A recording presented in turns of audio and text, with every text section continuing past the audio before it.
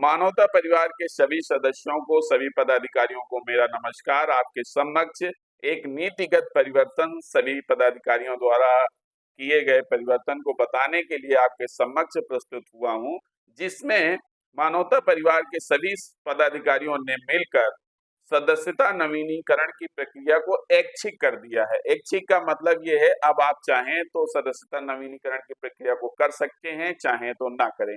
लेकिन जो सदस्य सदस्यता नवीनीकरण की प्रक्रिया को करेंगे, उनके साथ सामान्य एक्सीडेंट होने पर 1 लाख रुपए तक के एक्सीडेंटल इलाज की सुविधा जो पहले सदस्यों को मिलती थी, वैसे ही उन लोगों को मिलती रहेगी। लेकिन जो लोग सदस्यता रिन्यूअल नहीं करेंगे, 200 रुपए का वार्षिक सदस्यता शुल्क नहीं जमा करेंगे, वो इस चीज के लिए पात्र नहीं होंगे, यानी कि वैलिड और वैधानिक नहीं होंगे।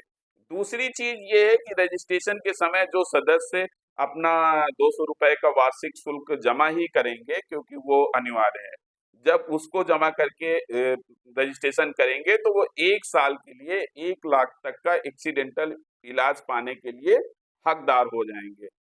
इसके अलावा तीसरी चीज ये है कि जब किसी भी सदस्य की मृत्यु हो जाती है या उसको 100% अपंगता विकलांगता आ जाएगी या गंभीर बीमारी हो जाएगी या गंभीर एक्सीडेंट हो जाएगा, तो उसके लिए सभी सदस्य जो है टाइटिल होंगे, वैलिड होंगे।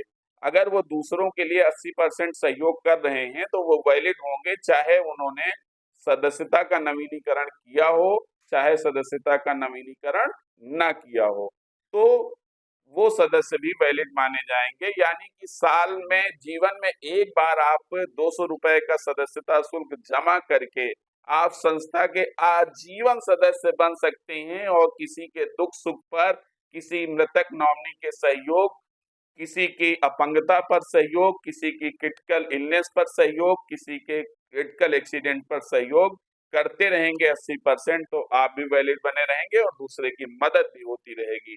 आइए मिलकर इस मुहिम को आगे बढ़ाते हैं और लोगों तक पहुंचाते हैं, जिससे कि एक बड़ा परिवार, मानवता परिवार का विशाल परिवार खड़ा हो सके, एक दूसरे की सहयोग के लिए, एक दूसरे की मदद के लिए।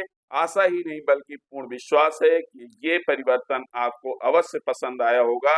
यानी कि सदस्यता नवीनीकरण की प्रक्रिया अब अनिवार्य नहीं होगी, ऐच्छिक होगी।